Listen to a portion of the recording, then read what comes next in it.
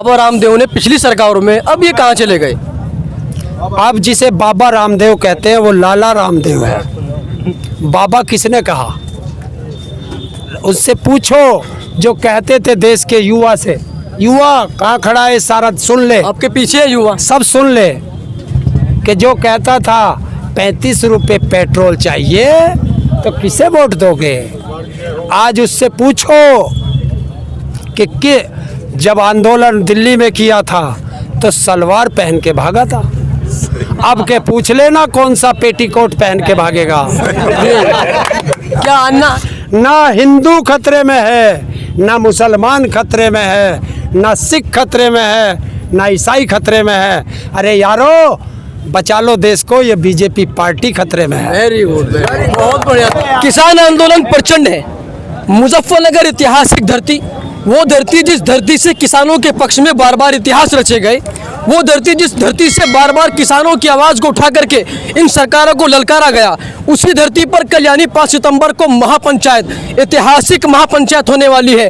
जिस महापंचायत से किसानों की दशा और दिशा तय होगी, जिस महापंचायत से इस आंदोलन को नई राह मिलेगी, जिस महापंचायत से कहीं ना कहीं उत्तर प्रदेश के चुनाव पर भी असर पड़ेगा। हमारे साथ ताऊजी है, जो ताऊजी लंबे समय से किसान आंदोलन में अपनी कुर्बानी देते आ रहे हैं, जो सोशल मीडिया के किंग कहे जाने वाले हैं। ताऊजी, क्या लगता है इस महापंचायत से कल क्या होने वाला है?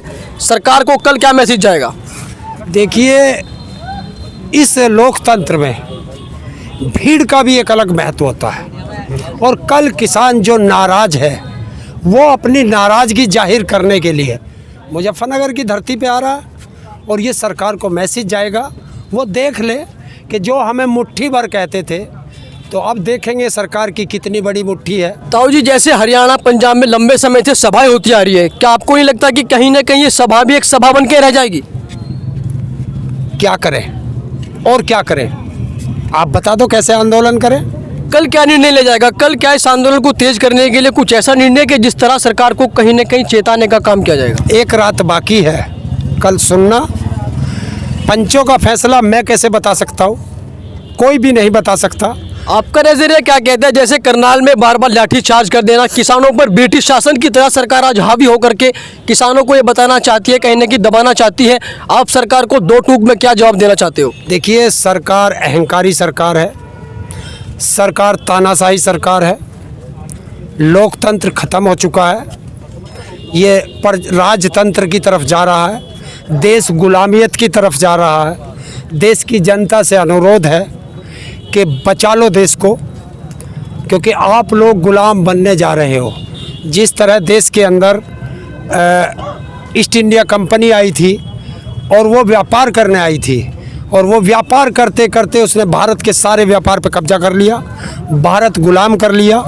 इसी तरह देश का प्रधानमंत्री भारत की संपत्तियां लुटा रहा है अडानी और अंबानी को, और जब अब अडानी अंबानी पे सारी संपत्तियां चली जाएंगी आप लोग फिर इनके गुलाम हो जाओगे। तो अगर अपनी नस्ल और फसल बचानी है, देश बचाना है, तो सड़कों पे आना पड़ेगा। दूसरी चीज़, देश को नफ़रत की आंधी में झोंक रहे हैं, भाई से भाई को लड़ा रहे हैं, ये देश को तोड़ रहे हैं, हम देश को जोड़ रहे हैं। मुजफ्फरनगर आए हो आप, ये वही मुजफ्फरनगर है जहाँ से कहीं ना कहीं नफरतें पैदा की गई थी, जहाँ 2013 में दंगा कराया गया। आज इस मुजफ्फरनगर में आके आप लोगों के बीच किस तरह से मोहब्बत पैदा करना चाहते हो, मिठास का किस तरह से आप मैसेज देना चाहते हो अपनी भाषा में? देखिए, मैं सबसे कहना चाहता हूँ, मैं हिंदू से भी कहता हूँ, मैं मुस्लिम से भी कहता हूँ, मैं सिख से भी कहता हूँ, मैं ईसाई से भी कहता हूँ कि जब हिंदू मुस्लिम का दंगा हुआ, चल तुमने छेड़ दिया जिक्र तो मैं कह देता हूँ, जब यहाँ मुजफ्फरनगर में हिंदू मुस्लिम का दंगा हुआ, हिंदू मरे, मुस्लिम मरे, कोई नेता मरा क्या? कोई नेता का लड़का मरा क्या? कोई उसके परिवार का मरा क्या? कौन मरा? या तो हम मरे, हमारे परिवार के मरे, हमारे रिश्तेदार मरे, या इनके मरे, इनके रिश्तेदार परिवार के मरे। हम मौज करेंगे नेता। अब ना हिंदू लड़ेगा, ना मुसलमान लड़ेगा, ना सिख लड़ेगा, ना ईसाई लड़ेगा। फिर वही नारा, ना हिंदू खतरे में है, ना मुसलमान खतरे में है, ना सिख खतरे में है, ना ईसाई खतरे में है। अरे यारो, बचा लो देश को, ये बीजेपी पार्टी खतरे में है। वेरी गुड, बहुत बढ़िया था। तो यानी कि आपका संदेश है कि सरकार को 5 तारीख के बाद किस तरह से घेरेंगे। एक सबसे बड़ा मुद्दा ये, कुछ व्यूवर्स, कुछ लोग आपको जानना चाहते हैं कि आप पहले क्या करते थे, कौन सा आपका गांव है, क्या अब आपका कारोबार है, किस तरह से आपका परिवार चलता है। साथियों, अकेला हूँ, इतना ज़रूर कमा लेता हूँ जो 2 रोटी खा लूँ। बैंक में खाता नहीं, विकलांग हूँ, सरकार से विकलांग पेंशन नहीं लेता, आसाराम के छोटे भाई झासाराम की सम्मान निधि नहीं लेता। जब बैंक में खाता ही नहीं तो लेता नहीं।